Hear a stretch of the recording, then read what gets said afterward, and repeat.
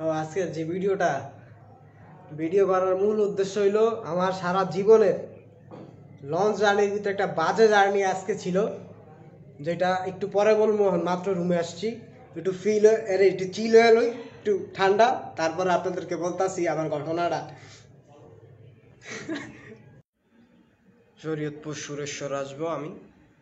রাত্রে মাত্র 2 ঘন্টা ঘুমাইয়া সকাল 4:45টার দিকে ঘুম থেকে উঠে তাড়াহুড়া করে ব্যাগ গুছিয়ে জামা কাপড় নিয়ে ঘরের কাজ শেষ করে চলে আসছি। 7:45টার দিকে লঞ্চ উঠছি। লঞ্চ ছাড়বে 8টার দিকে। সুন্দর জায়গা পাইলাম, চাদর একটা বিছায় দিয়ে ভাবছি চিল করতে করতে যাবো, পা মেইলা বইসা শুইয়া ঘুমাইয়া। রাত্রে আমরা ঘুমাইতে যাবো, মানে আনন্দই আলাদা। বেশি চাইলে অল্পের লাগলও পাওয়া যায় না, একটা ডায়লগ শুনছিলাম। পরে বসছি, পাশে এক আগুন আসছে, থুকু একটা মাইয়া আসছে তার মা সহ।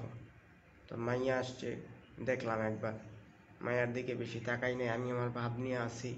আমি শুয়া পড়ছি সোজা হইয়া, ভাবছি ঘুমামু। ওই মেয়ে তো বসছে আমার মাথার পাশে, আমি তো দেখি নাই, চোখ বন্ধ করে শুয়ে আছি। মেয়ে কি করছে, একটা বোরখা না বাইয়া কয়ে দিলে এটা একটু পর পর হাত লাড়া মারে আমার মুখের উপরে দিয়া। তো আমার তো মেজাজটা গরম হয়ে যাইতেছে। আমার ঘুমের 12টা বাজে গেছে। সেই মেয়ে আমার ঘুমের 12টা বাজায় দিছে। ঘুমের থেকে উঠটা পয়সা খালি চোখটা ঘুরে আমি তাকাইছি। সে ভয় পেয়ে গেছে, সে আমার দিক থেকে মুখ ফিরিয়ে নিছে, কারণ সে বুঝতে পেরেছে তার অত্যাচারে আমি অত্যাচারিত হয়েছি, তাই আমার মেজাজটা হট হয়ে গেছে। তো একটু পরে ওই আমাদের পাশে আবার বসছে একজন ফ্যামিলি, একজন ভদ্রবয়স্ক মহিলা, তার মেয়ে, তার নাতি পুতি যারা যারা আছে সবাই সিটে বসছে। তো আমি গেছি হিসু করতে এসে দেখি ভদ্র মহিলা আস্তের উপরে আমার বিছনার সাইড দিয়ে বসে আছে সুন্দর মতো। আমি কিছু বলতে পারতেছি না, উঠা যান কি করবো বুঝতেছি না। সাইড দিয়ে দেখি জায়গা আছে, তো যাইয়া ঘুমায় একটু শুইলাম, দেখেন ঘুমান যাইবো নাকি দেখি না, এই চিপার ভিতরে ঘুমান যাইব না। ওইটা গেলাম, ওইটা বৈশা দিই, ভাল লাগতেছে না। ওরা গেলাম একটা চা খাইতে। চা খাই আয়া দেখি হ্যাঁ নাতি সব বয়া পড়ছে। আমি বসে আছি, এখন তো শোয়ারও জায়গা নেই। একটু পরে দিই হ্যাঁ দুইটা নাতনি আয়া বয়া পড়ছে সিডি, আইসা গল্প করতেছে। আরে মহিলারা এক লগে হইলে যা গল্প। ওই যে বললাম পাশের সাইডে একটা মেয়ে আর মা বসছে, তাদের সাথে গল্প লাগাই দিছে। কেউ কাউরে চিনে না, অথচ গল্প মনে জনম জনমের তারা বান্ধবী।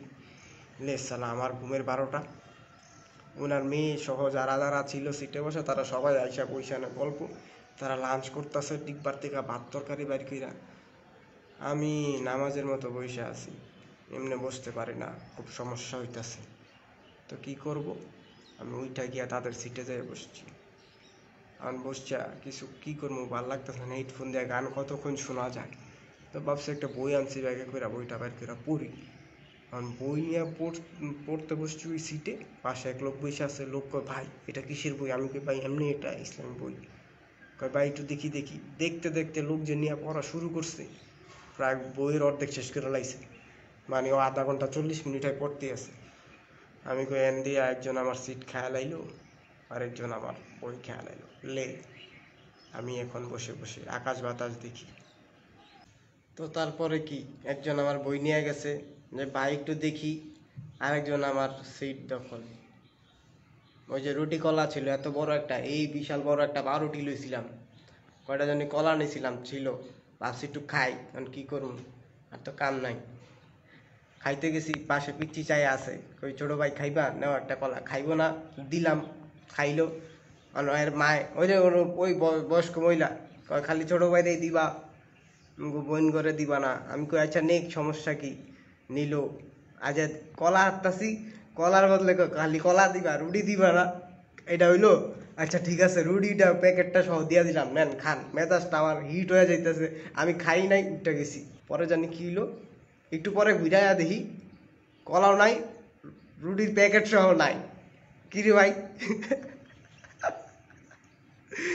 ও, এই অবস্থা গেল আমার লঞ্চ জার্নিতে।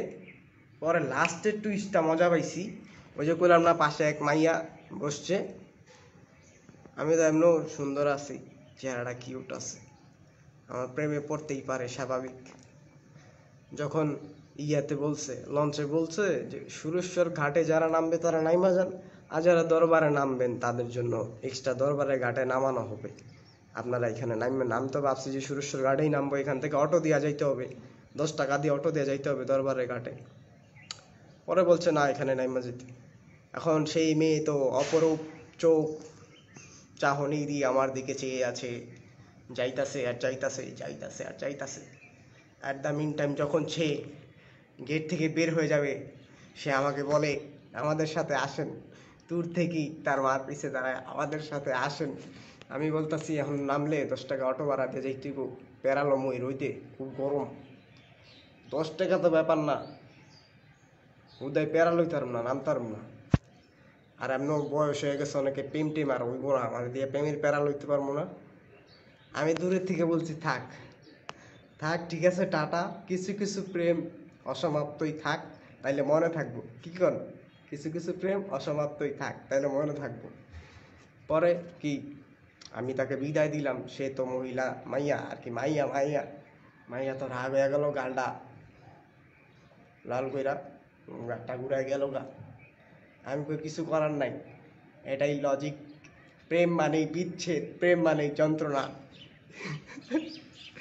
পরে আর কি করব, সবাই চলে গেল। ওই মহিলারা তো যারা জ্ঞাতি গোষ্ঠী নিয়ে আমার সিটে বসে আসে, তারা তো বইসেই আছে।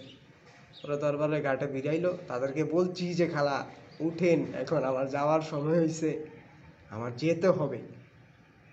তারা পরে অনেক কষ্ট মষ্ট তাদেরকে উঠাইয়া আমি কোনো রকমের বাইচে আসলাম। আমার চিল গেছে, আমার ঘুমও গেছে। আবার ওই যে ওই লোক বই নিছে, বইটা ওনার থেকে নিয়ে চলে আসছি। লে সালা, আমার এই আজকের এটা কি বলে, লঞ্চ জার্নি গেল।